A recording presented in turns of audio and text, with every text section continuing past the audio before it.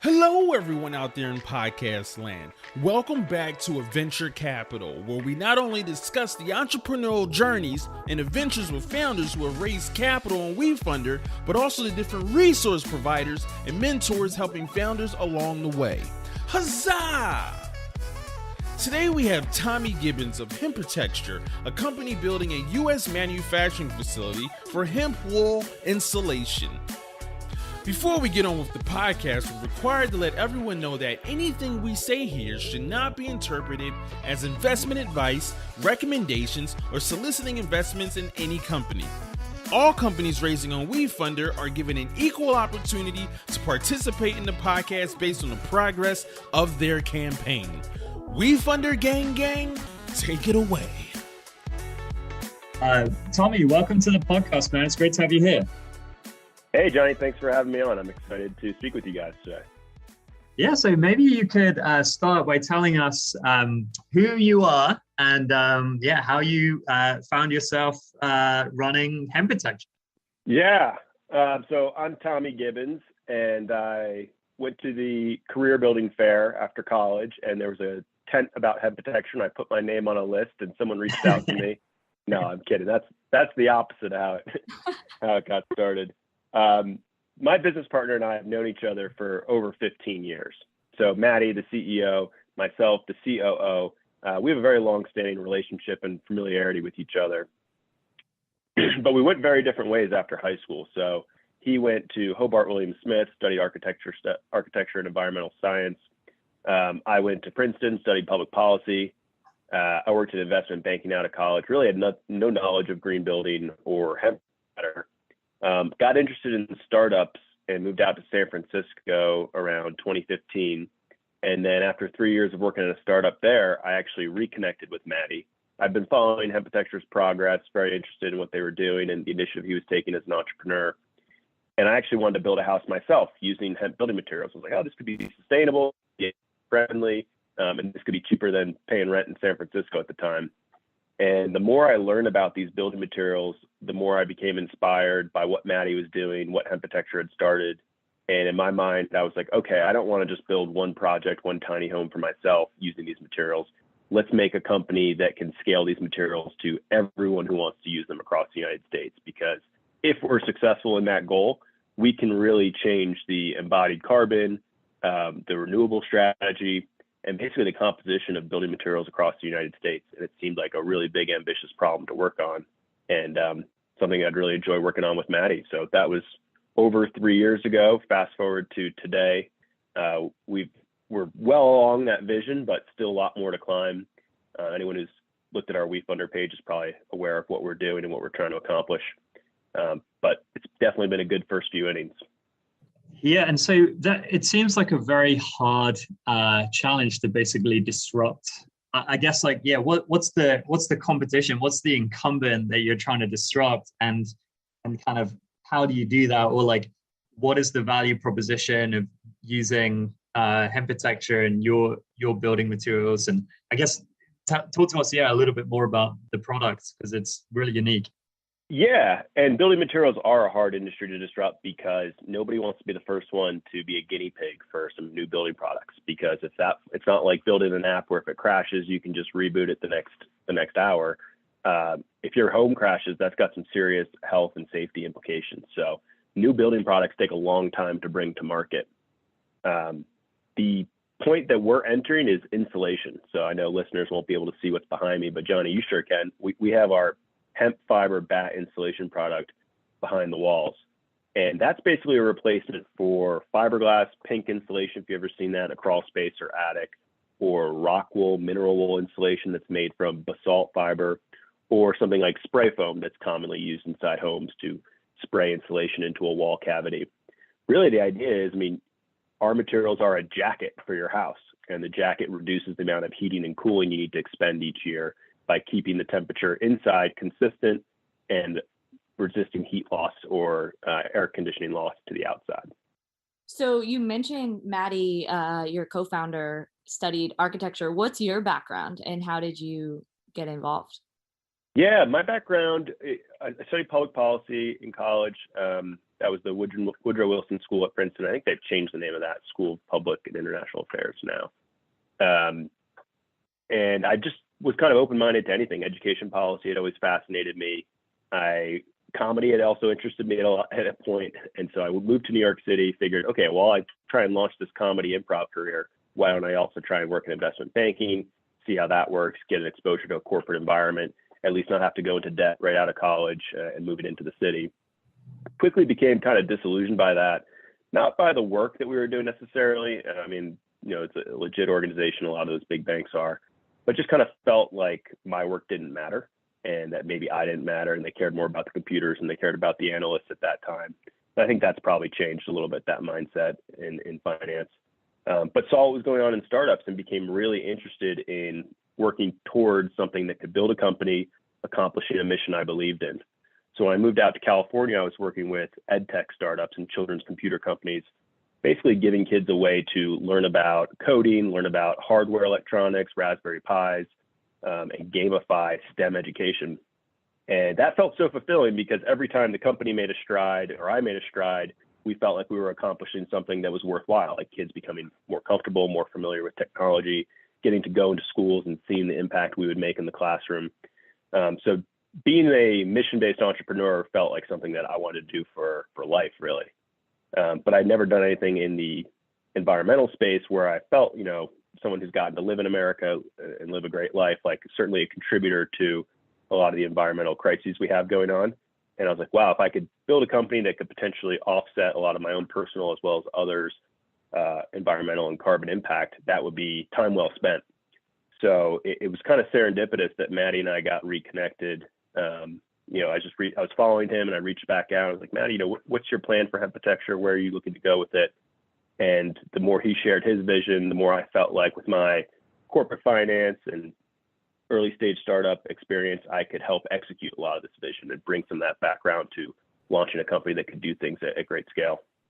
Yeah, it's awesome. It sounds like a really great kind of complementary founding team. What's the name of the product behind you, the insulation product? That is HempWool. So we trademarked that name. A lot of insulations go by like glass wool or mineral wool or sheep's wool. So the wool is common nomenclature for insulation products, and we call ours HempWool. And so why would someone, and I'm curious kind of who you're selling to. I guess you're selling to like, general contractors or kind of construction companies. So curious about that, but also why would they choose to go with HempWool as opposed to,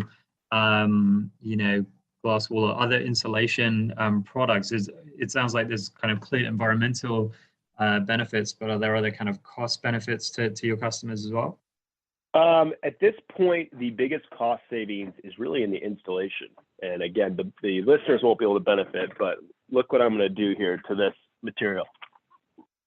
Rubbing my face against it. Like you would never do that in a million years with a glass wool or mineral wool product. They're very abrasive.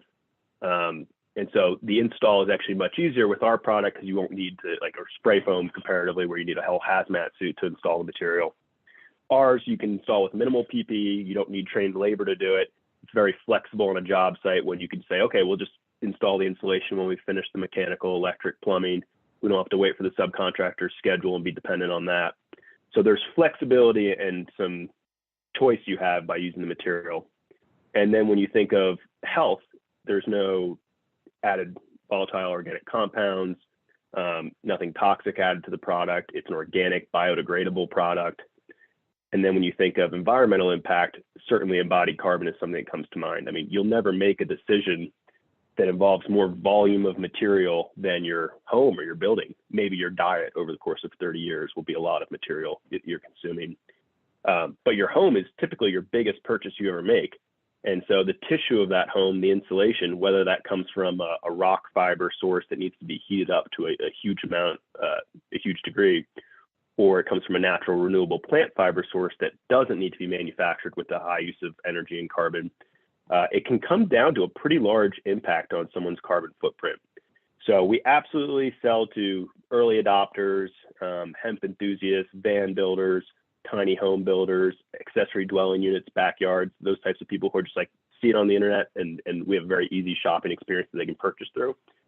And then on the other side of the spectrum, we have huge LA McMansions, Mulholland Drive type places going up, 10,000 square foot homes that really want to opt for the most sustainable building material at every turn. And they're very happy to find our product, and installers now have gotten familiar and used to working with our product, and now are much more welcoming and open-minded to using us.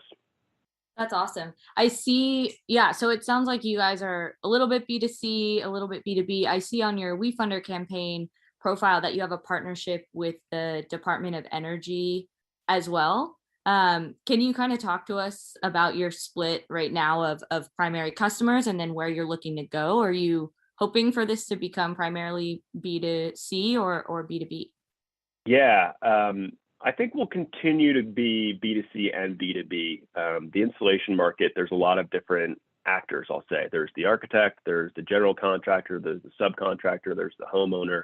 And so we can sell to really any person along that food chain.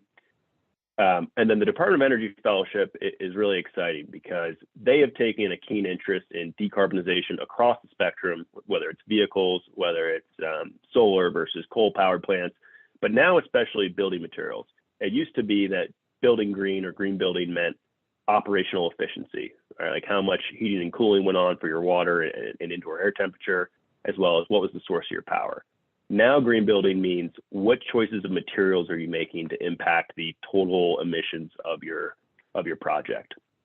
So the Department of Energy is very much understood that the materials that we conventionally use were not selected with any respect to embodied carbon, and they almost inadvertently create large carbon footprints associated with their production.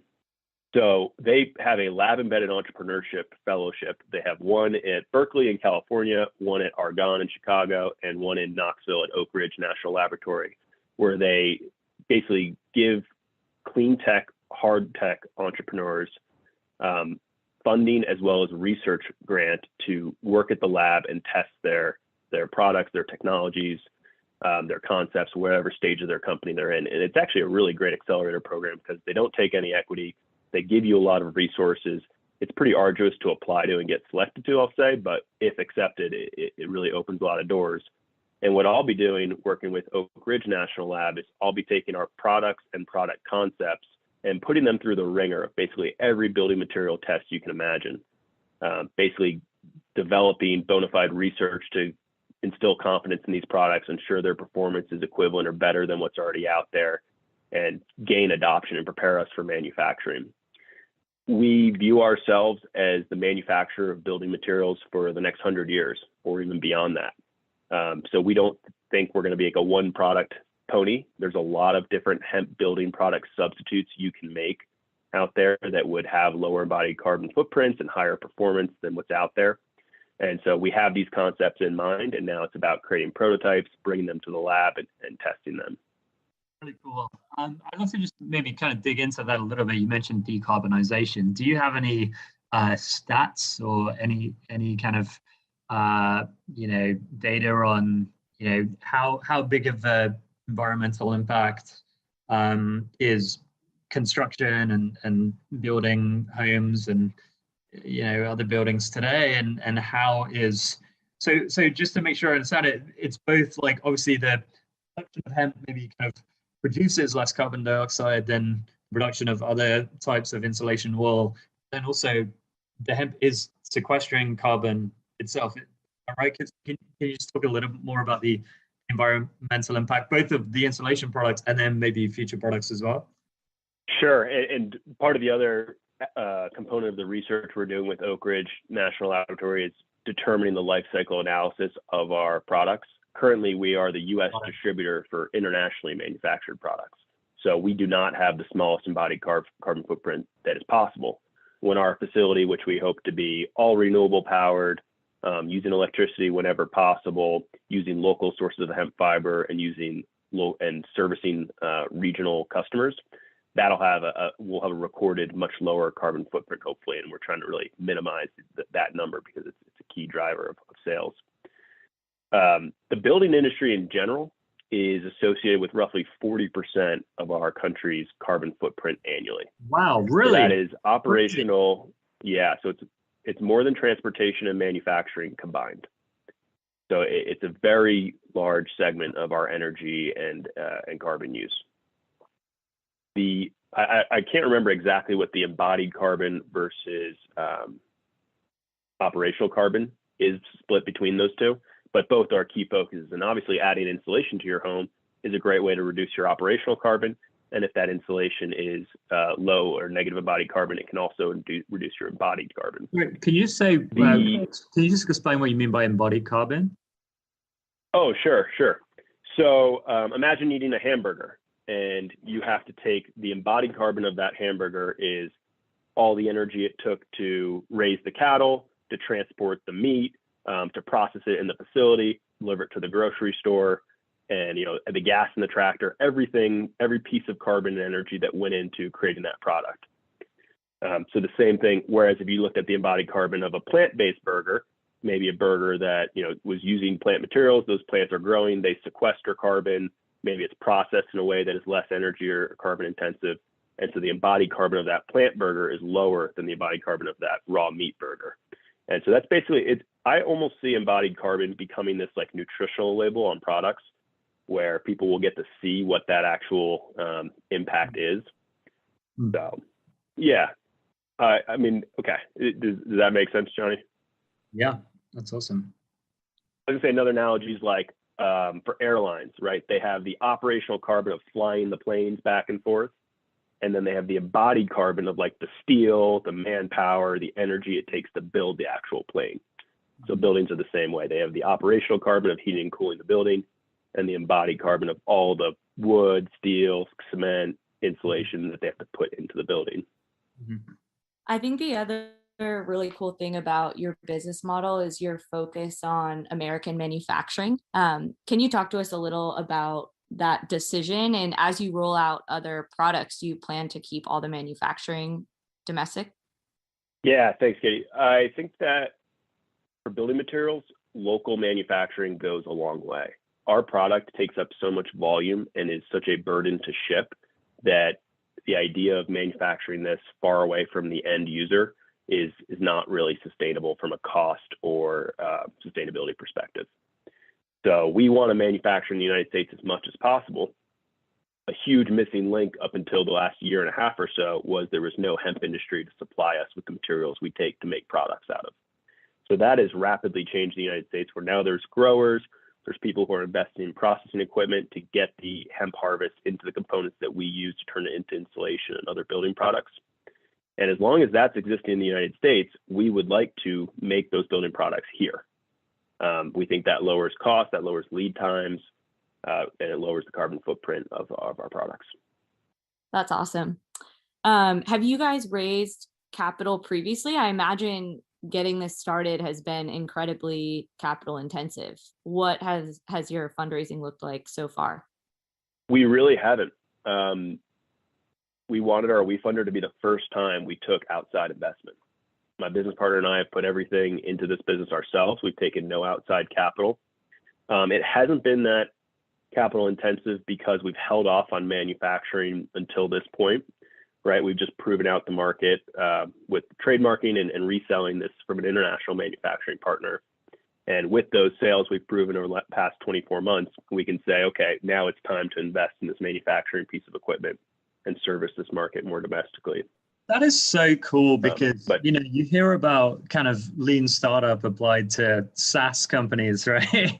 And like from your background in startups, you kind of, I'm sure that principle of Eric Ries is familiar to you, but, you think of a company like this and you think, oh, wow, you must have needed to have been able to, figure out like millions of dollars of, CapEx to kind of spin up the facility that like enables you even to get to the point you're at now. So, I mean, like, yeah, I don't know kind of if there's a question in there, but like, it must just be it's kind of cool just to see like a company in this like manufacturing or kind of, I don't know what the right construction space is, where you've adopted that lean startup approach. Was that like a deliberate kind of approach where you all kind of had a book club and read Eric Ries and then you decided to do that? Or was it like, well, we just didn't really have a choice because no one will give us any money? A little bit of the second, kind of de facto. We felt like that we didn't have outside funding at the time. And so instead of saying, okay, we're not going to do this until we had funding, we said, how can we do this in the interim with the resources we do have? I haven't read that book specifically. I've certainly tried to educate myself on a lot of the startup world. I read a lot of Paul Graham's essays and familiar with Y Combinator, 500 Startups, Sam Altman, and kind of that train of thought. And yeah, the advice has always been, don't raise capital for as long as you can. And if you're trying to build a very big business, don't start with just giving equity away. Start with building something and showing that you have a product that people want. And even to this day, we're pursuing the equity crowdfunding campaign. That's in tandem with the debt component of our facility. That way, we view ourselves as being early innings of creating this building materials manufacturing company. And so it makes sense to conserve and preserve as much equity as we can. So when we develop new products, need second and third manufacturing facilities, we have the option to raise more capital and still have a lot of the company to share at that point. Yeah, amazing. And as of the time of recording, you've raised 3.5 million, it looks like, from 1,255 investors on the WeFunder campaign. How did you do that? Because, you do have the consumer facing element, but, I guess you probably have less of an audience than kind of other WeFunder, maybe companies that have raised that much. So how did you go about raising that capital? Yeah, I had a call yesterday with someone, a business development call, who asked me the same question, who wants to come in and launch a WeFunder as well. And I said to him, the hardest part about the WeFunder was the 3 years of building an investable company up until then. And putting together something that looks like a good idea, has a track record, is de-risked to some extent for your investors.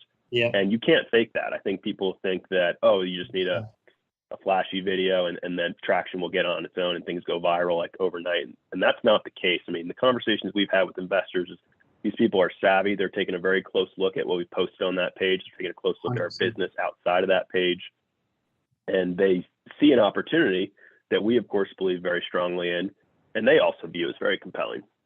So it's been hard work proving that market, but that's kind of what we view as needing to happen. If we had started this 3 years ago, before we had this product, before we proved out sales for this product, before we'd installed this product ourselves and developed marketing around it, developed a website to easily purchase it for customers, I don't think that WeFunder would look like it does now. So, I mean, you can't fake the work of 3 years of building a company that's investable. But once the WeFunder, we decided to go that route, how I think we achieved good velocity and consistent investments was, one, engaging our list. Honestly, they're the reason that we chose this investing vehicle to begin with. There had been a lot of reverse inquiry. Hey, are you guys a penny stock? Are you going to be an IPO? Or, how can I invest in you? I believe in what you're doing. That got us thinking, like, okay, well, how do we take investment from customers and people who want to be advocates and evangelists for what we do? And crowdfunding was kind of the vehicle at the time that seemed to make the most sense and seemed to really democratize and open up ourselves to both retail and institutional investors. So we were able to kind of use that momentum and capture those people who reached out to us and then engage them early on in our campaign, really before we even launched, and said, like, hey, we're about to launch here. Email our list, like, come on in, go ahead and invest. And then we also had a couple family offices who really liked the investment, and we were able to bring in early on as well. And so we had that initial traction, I think, to kind of score well in the algorithm, get people on WeFunder's attention. And then in my mind, it was repeatedly posting on LinkedIn, posting on our social media periodically. And then it was just the investment opportunity was able to carry itself, and people were excited about it, sharing it with each other. And so, we're oversubscribed of where our intended target was, which is exactly where we want to be, and be able to select the investors from here. Yeah, that is so good. I think we talk to founders all the time, who say, is WeFunder right for me? And WeFunder is not usually a gatekeeper. Like, we want to be able to work with all types of industries, all types of companies, if they can, show us that they have some legitimate traction. And that's usually the piece that we're like, you cannot launch unless you have traction. So it's just really cool to see that you guys were able to show with very significant traction that, getting to 3.5 million is doable. How much, and I mean, you also had a good strategy with your list and reaching out to those family offices, but how much time would you say you've dedicated to the campaign since launching? That's a good question. We do get people asking us questions. We did record a Q&A webinar. Probably, we put, I would say, 40 hours or so into the campaign before launch, creating the video, creating the campaign page, going through the Form C documents, probably 40 to 50 hours ahead of time, spread out over the course of months. And then once the campaign is live, I would just say our marketing is maybe 3 or 4 hours a week of getting updates out there, responding to people who have questions. So it's become a little bit less maintenance now. Honestly, our biggest focus right now is completing our audit and filing our Form C so that we can end the campaign, and as investments continue to trickle in. That's awesome.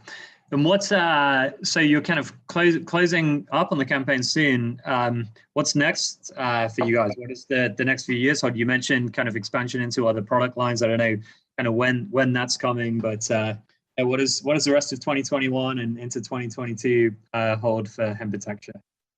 Yeah, I think the rest of 2021 is going to be spent, one, commissioning this facility and getting ready to be making hemp insulation this time next year. Two is getting this on the people's radars so that they are aware of our material and developing those relationships so that we have the demand for this product that we anticipate. That kind of letting people know that, hey, we're coming to market with a manufactured in the United States product, taking pre-orders, really getting this on people's radar and awareness. And then three, it's absolutely continuing that product development.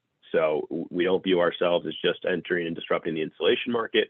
We see all sorts of different building product and wall assembly products that could be disrupted by hemp substitutes. So it's going to be getting to the lab, making those prototypes, testing the performance of those prototypes, and seeing if there's a valid product at the other end. Nice.